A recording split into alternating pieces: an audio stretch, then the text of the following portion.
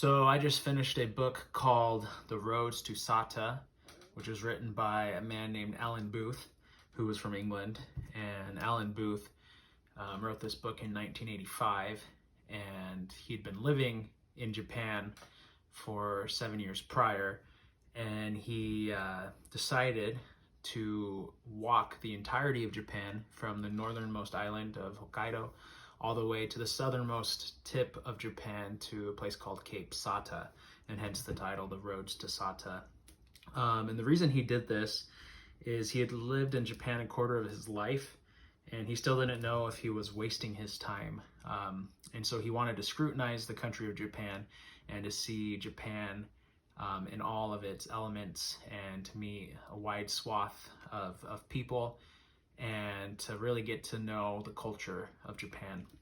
And for Alan Booth, traveling wasn't going to the most popular, most scenic tourist locations, but rather for him, it's the quiet, it's the mundane, it's the everyday life of the Japanese people that really interested him.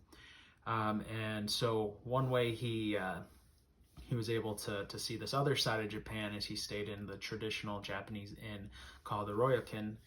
And these were places that in the 1970s foreigners usually didn't go to. It was really only Japanese businessmen or other travelers who were Japanese who would be staying at these traditional inns, because they only would serve fish. You're sleeping on a hard ground. There's communal baths. It's a very steeped in Japanese culture. And a lot of the innkeepers didn't think that foreigners would want to eat fish or would want to live in these conditions.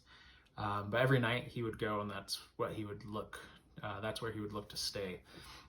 And the book itself, so it's a travel log of his 4-month journey. It took him 4 months to walk 2,000 miles through Japan. So it's a travel log / a memoir. And the book is extremely well written.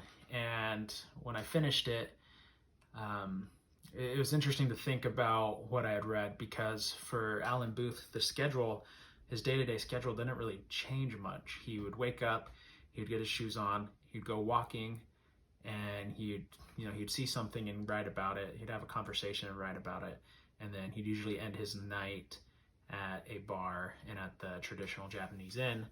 And that was the day, repeated every day for 4 months. But, I finished the book, and I don't know if I really felt too much repetition even in his writing. Even though he was doing the same thing, his writing was so good that the characterization of the people he met, you felt like a new day, like he was seeing these new things. And I think my favorite thing about the book is that, as I had mentioned, he did this in 1977 through a lot of the parts of Japan. Like, he doesn't go through Tokyo, but it really is a moment captured in time. If I was to go and walk through Japan and to follow his path, I would not be seeing the same Japan that he saw in the 1970s.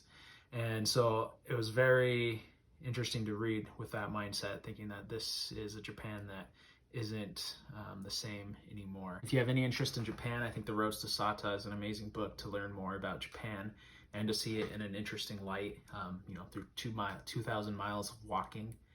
But yeah, definitely go check it out.